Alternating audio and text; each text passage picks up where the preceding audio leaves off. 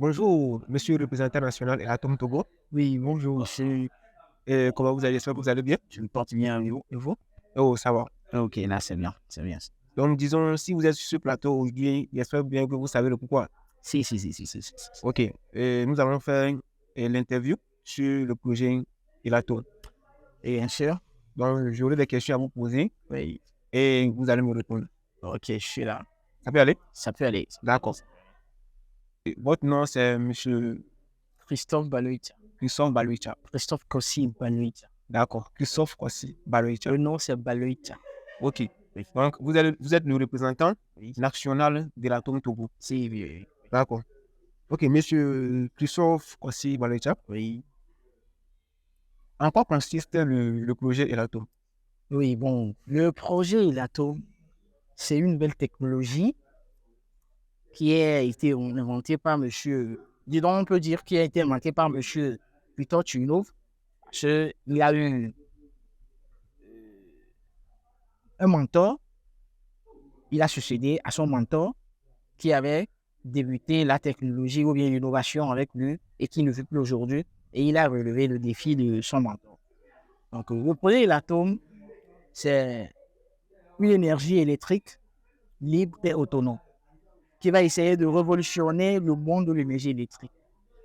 Et aujourd'hui, Electroatom a déjà atteint plusieurs types de pays. Disons, en Afrique, au moins, disons 12 pays, je ne me trompe pas. Non, disons 15 pays en Afrique, 15 pays en Afrique déjà. Même tout récemment, on vient de nommer un représentant de l'Arabie Saoudite, du Royaume de l'Arabie Saoudite. Le Canada en fait partie du projet. Le Royaume-Uni, un peu, disons, on ensemble presque tous les pays motivateurs, tous les pays qui ont la plus grande puissance, qui peuvent relever le défi pour que ce projet ou cette technologie avance de plus en plus dans le monde entier.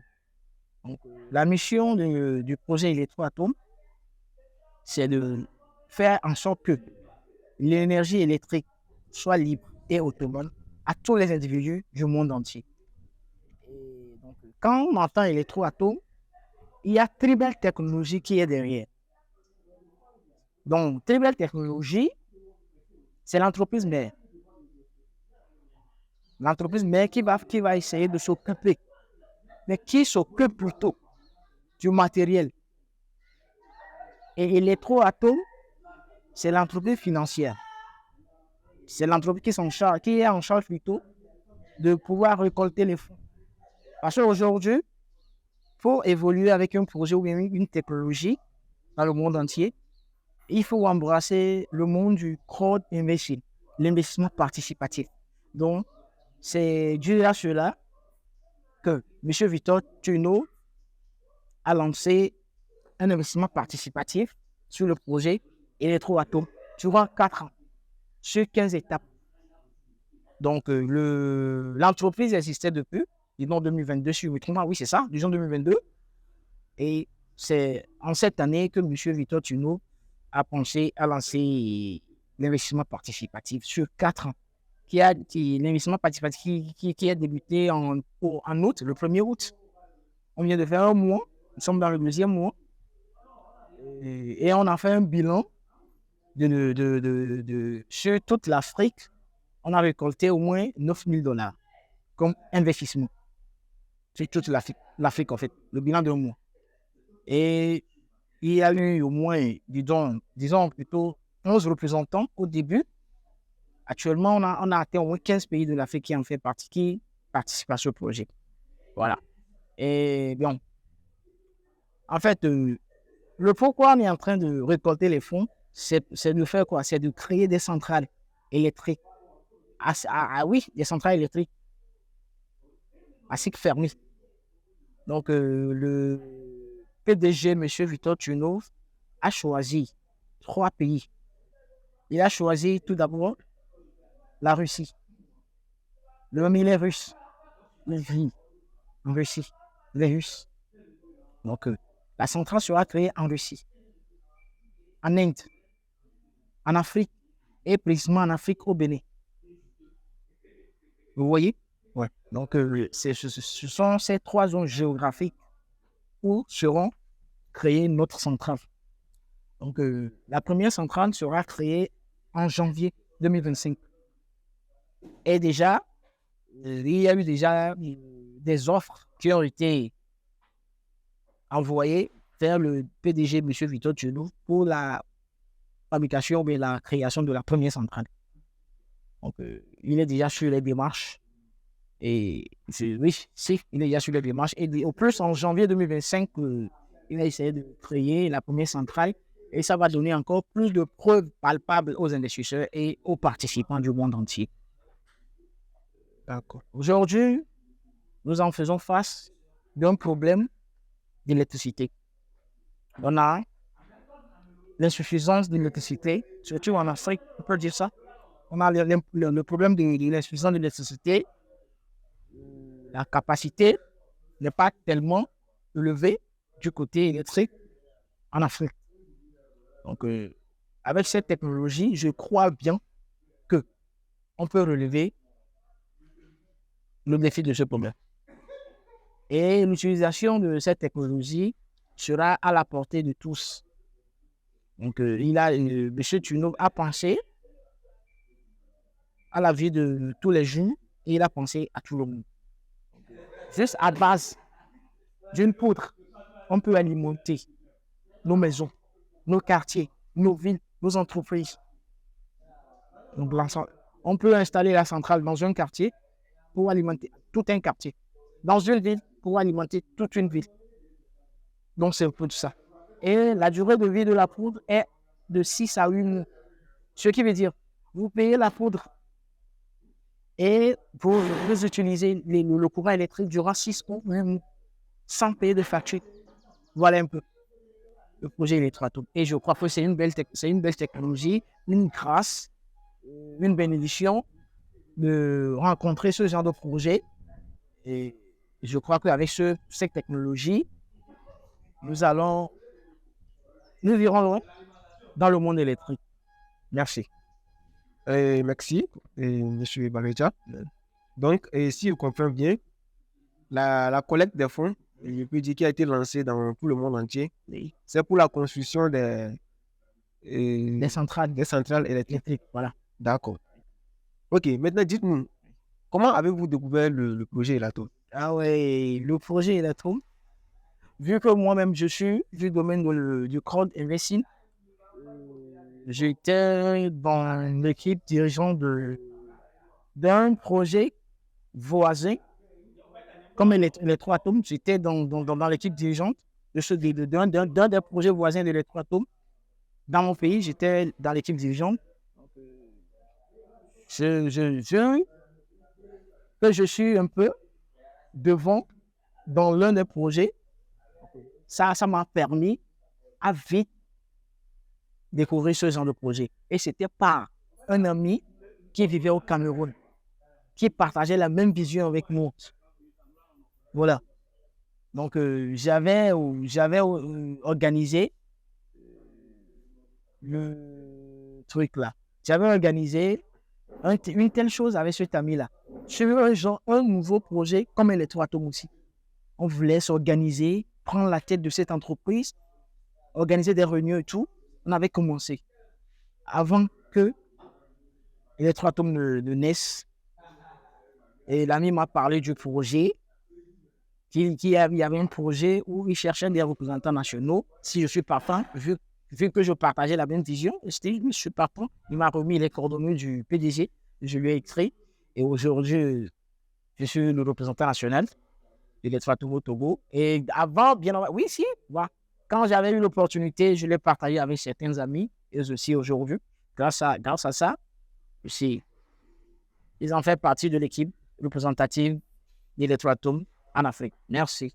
Et je remercie sincèrement l'ami par qui je suis passé pour une découverte de projet. Je remercie vraiment le CEO qui m'a accueilli au premier abord quand je l'avais écrit. Merci. Merci, M. Bareja. Donc, si je comprends bien, vous êtes dans le numérique depuis fort longtemps. Et jusqu'à ce que vous venez de découvrir le projet Elatom. Oui. Ok, c'est bon. C'est ce qu'on dit le plus souvent que il ne faut jamais baisser les bras, il faut continuer parce que c'est comme si vous ne savez pas que vous serez un jour représentant Non, d'un tel projet. non, non. Mais moi-même personnellement, depuis mon enfance, j'avais le leadership en moi. Le leadership, je l'avais en moi. Je conduisais des groupes d'individus depuis sur les bons, disons sur les bons, depuis l'enfance jusqu'à l'université. J'étais même délégué. Donc, c'est un peu de ça. D'accord, donc c'est... Je l'avais en moi. Ok, sinon, Oui. disons vraiment félicitations. Merci, merci, merci. Et toute chose qui commence bien, finit bien. C'est ça, on peut dire par là. Oui. Ok, d'accord. Maintenant, dites-nous, monsieur Christophe, Oui. qu'est-ce qui prouve la fiabilité Si. du projet Elatom? Ok, là, c'est très bien. La fiabilité. J'aime trop cette question-là. C'est une belle question, j'aime trop cette question-là.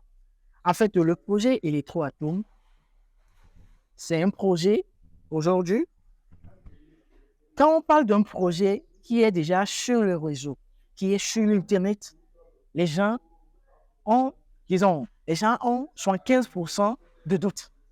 Parce qu'ils se disent que c'est sur Internet qu'il y a des faux trucs, des faux trucs, je sais pas, des fausses choses et tout, des arnaques. Non, c'est un peu ça. Mais aujourd'hui, les gens sont là sans savoir que l'économie, donc l'Internet dépasse l'économie que nous avons l'habitude d'en utiliser, l'économie traditionnelle. Et aujourd'hui, le monde est en train de révolutionner grâce à l'Internet. Ouais. Et là, vous avez demandé la fiabilité du projet Electroatom. La fiabilité est que quoi? Les centrales seront créées. Au plus, en janvier, la première centrale sera créée. Et ça va donner plus de preuves palpables aux investisseurs. Et c'est un projet qui touche vraiment la vie quotidienne plutôt de l'individu, de l'être humain. Ok. Et même, bien avant d'investir dans le projet, il faut tout d'abord signer un contrat d'investissement. Bien avant la signature du contrat d'investissement, il faut passer la vérification sur le compte Electroatom à base de la pièce d'identité et d'un certificat prouvant votre adresse. Il faut d'abord lire le contrat. Il y a un contrat d'investissement qui vous lie entre l'entreprise, qui vous lie, vous et l'entreprise. Voilà. Et nous avons la chance aussi que la centrale sera créée en Afrique. Nous investissons dans d'autres projets, mais aujourd'hui, avec Electroatom, on aura une preuve palpable devant nous, tout près de nous ici au Bénin, en Afrique. On peut se déplacer, tout le monde peut se déplacer. Ok, vérité. On n'est plus obligé de se déplacer, prendre le vol, aller et faire un Occident avant de voir les preuves. Donc voilà un peu. D'accord. En fait, pour terminer la question, je ne peux pas dire que il y a la confiance 100%. Il n'y a jamais eu confiance 100% à quelque chose dans ce monde entier. Mais c'est un risque. Aujourd'hui, on se réveille. On sort, on revient. Même avant de sortir, avant qu'on ne vienne ici, on avait pris des engins avant de venir ici. Qu'est-ce qui nous prouve qu'on va retourner sans ici? Rien. Donc, on doit essayer de démystifier cette idée, cette mentalité. Quand on nous présente un projet, une opportunité, on doit vraiment démystifier la mentalité, de voir que le projet en a la mentalité la mentalité négative. OK? Effectivement. Oui, merci. Ça, j'ai aimé tout ça dit. Parce que vous venez de dire, du côté, peut-être, l'on peut sortir comme ça de la maison. Il n'a pas la confiance totale à 100% qu'il pourra retourner à la maison. Donc, du coup, tout est grâce et autres. Donc, c'est un peu ça, j'ai aimé. Oui, c'est Dieu. C'est Dieu. Oui. Et au devant. Et il faut oser. C'est ça. Il faut oser sortir de sa maison pour trouver de quoi à manger. Donc, c'est ça. Il faut oser sortir de sa zone de confort, chercher et investir, prendre des risques pour aller loin. Donc, merci beaucoup. J'ai aimé. Ok, disons, Et si je comprends bien, le projet est en cours actuellement. Si, ça vient de naître même. Apparemment, 1 mois et demi. Ok, Le projet existait. L'entreprise plutôt existait depuis 2022. d'accord. Mais l'investissement participatif a été lancé, ça fait 1 mois et demi, disons, Ok. Donc, ça a été lancé tout récemment. tout récemment, le 1er août passé. Ok, d'accord. Donc, disons, et maintenant, comment procédez-vous pour attirer des investisseurs dans le projet? Parce que déjà, vous avez dit que vous avez pu récolter certaines sommes d'argent sur l'Afrique et autres. Oui, Maintenant, comment procédez-vous pour attirer des investisseurs? oui, en fait, le fonds récolté dont j'ai parlé, c'était le fonds récolté en Afrique francophone. Il y a les pays anglophones aussi qui participent. Il y a le Ghana, le Nigeria qui participent au projet. Vous voyez? Si je ne me trompe pas, euh, aujourd'hui, dans le monde entier, l'entreprise a pu récolter au moins 250 000 dollars disons, au travail d'un mois. 250 000 dollars. Ah bon? Oui, dans le monde. C'est bon. Mais pourtant, on a besoin de 55 000 dollars et quelques pour construire la première centrale. D'accord, d'accord. Voilà, c'est ça. Donc, c'est un projet intéressant. Et si vous êtes quelqu'un qui pense loin, qui visionne loin, quand je présente ces genres de projets, vous allez essayer de remplacer la même temps. En même temps, c'est sincèrement. Et bon, pour pouvoir attirer les investisseurs, c'est quoi? Aujourd'hui, comme je l'avais dit, pour faire évoluer un projet, si vous avez besoin de fonds pour faire évoluer un projet aujourd'hui, il faut passer par l'investissement participatif qui est le crowd investing aujourd'hui. Et c'est sur les réseaux. C'est ça que j'avais dit. Aujourd'hui, le réseau Internet gouverne le monde entier. Effectivement. Et nous, les êtres humains, nous passons la plupart de nos temps sur les réseaux. Et nous impactons les investisseurs, les gens, sur les réseaux.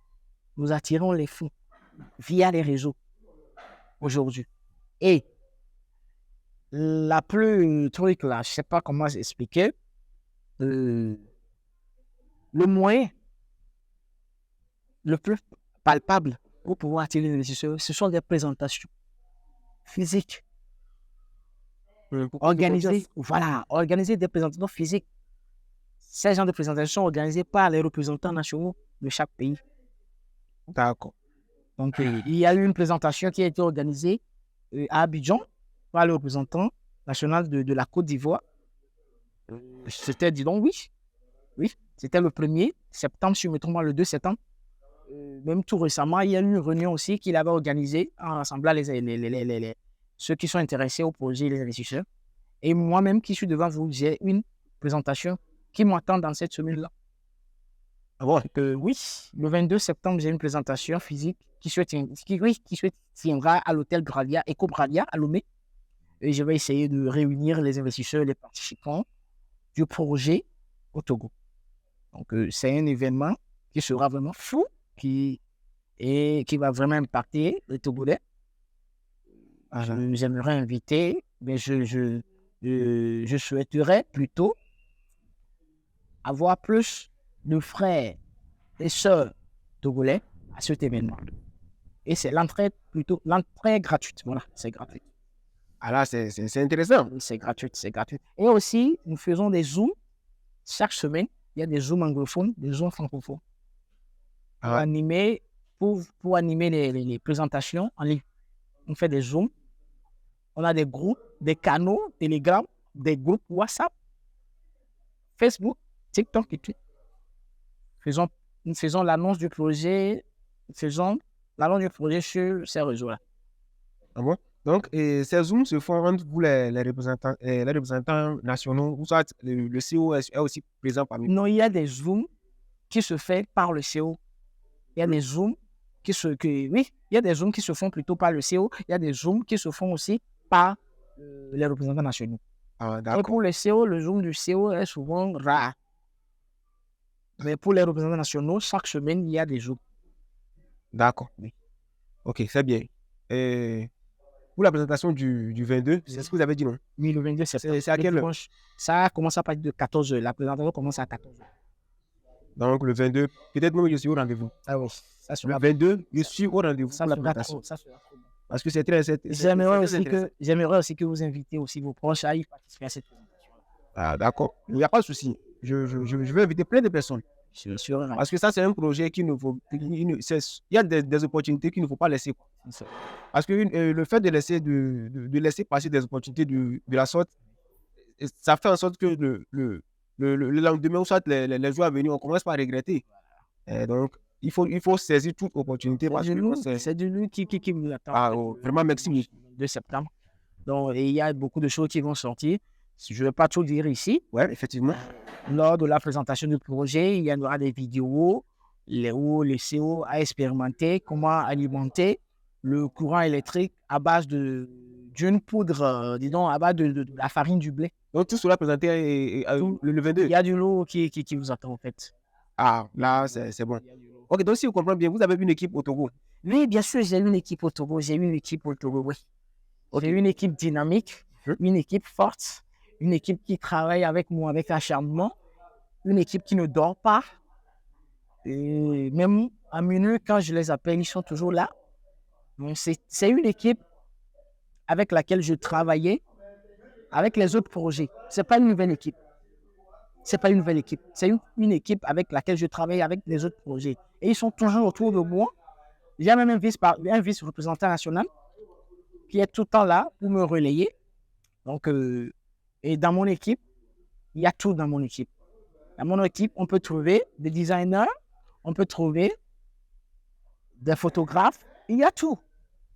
Des informaticiens, des techniciens, il y a tout dans mon équipe.